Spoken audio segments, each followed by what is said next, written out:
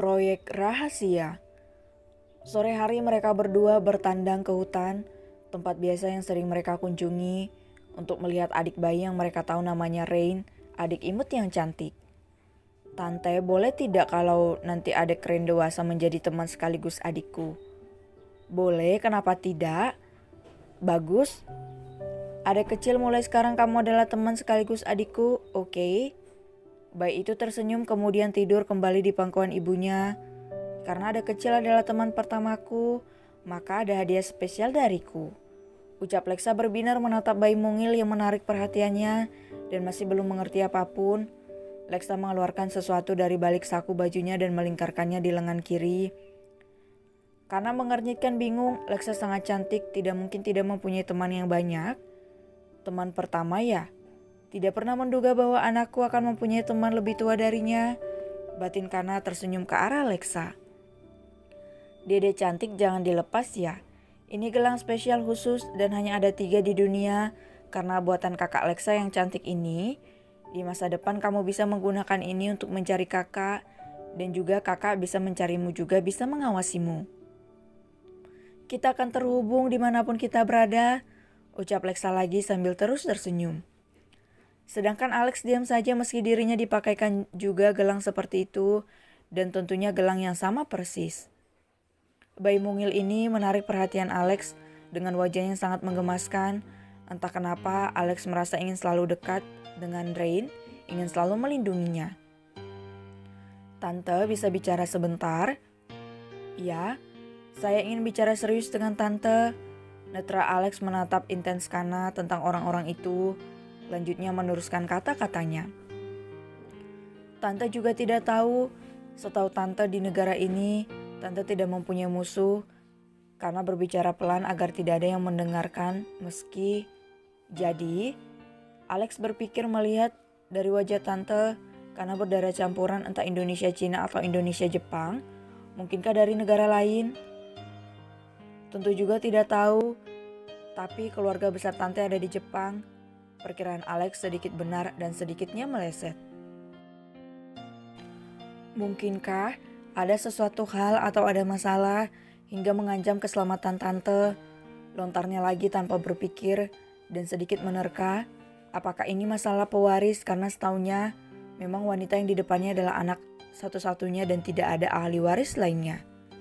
Sebelumnya dia meminta Lexa untuk mencari identitas Tante karena dari sebelum menikah hingga sekarang, Alex dan Lexa memasuki mobil mereka akan pulang sebelum itu mereka sudah pamit terlebih dahulu.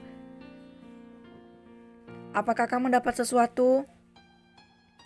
Ada, tapi sepertinya bukan dari negara ini. Kita harus lebih berhati-hati lagi karena mungkin musuh Tante Kana adalah musuh yang sama dengan musuh Dedi. Kita cukup bermain di belakang layar, Kak.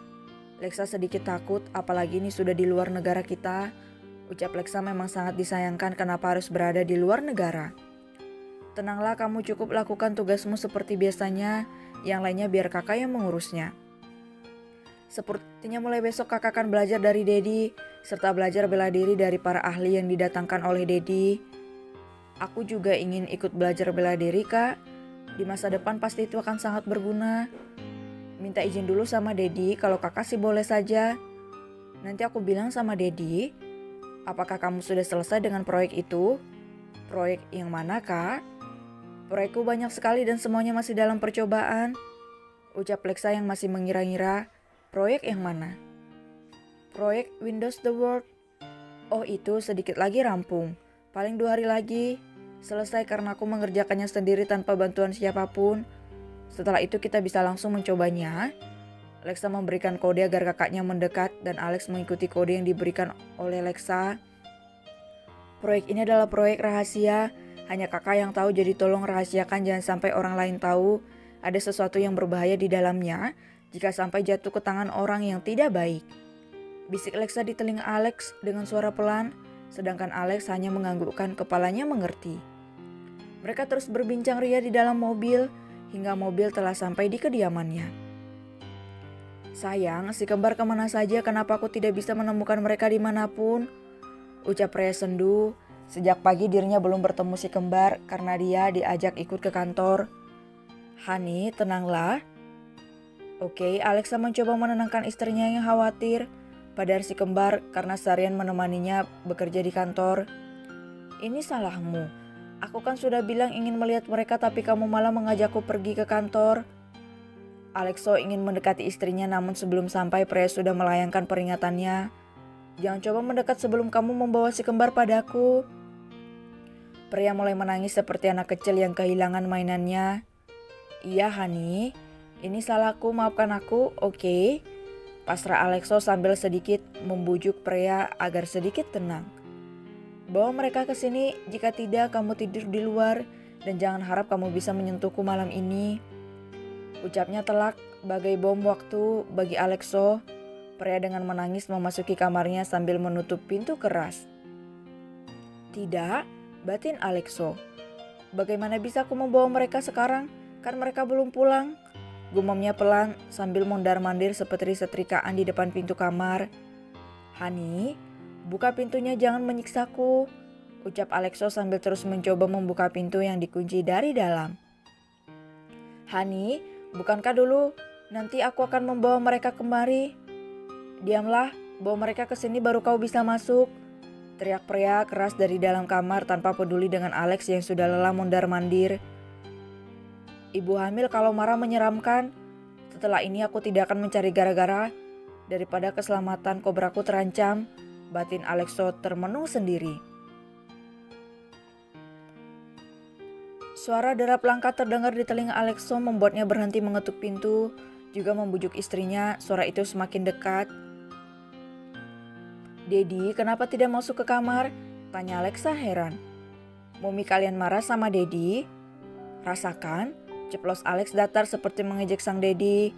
Alexo memelototkan matanya ke arah Alex. "Kenapa, Dad?" tanya Alexa mengalihkan pembicaraan. Tanpa menjawab, Alexo malah mengetuk pintu kamar dengan sedikit keras. "Hani, buka pintunya. Lihatlah si kembar sudah berada di sini. Sudah kukatakan, bukan kalau aku akan membawa mereka ke sini," ucap Alexo panjang kali lebar agar sang istri membukakan pintu itu. Dan benar saja setelah mengatakan itu, pria langsung membuka pintu dengan mata memerah. Ibu hamil itu masih terisak pelan. Alexo langsung memeluk pria dan merengkuhnya semakin dalam. Namun pria menepis dan malah memeluk si kembar bersamaan. Baru sehari dirinya tidak bertemu si kembar, rasanya sudah sangat lama. Sejak di kantor dia sudah merindukan si kembar ini, namun entah kenapa suaminya selalu mencari alasan.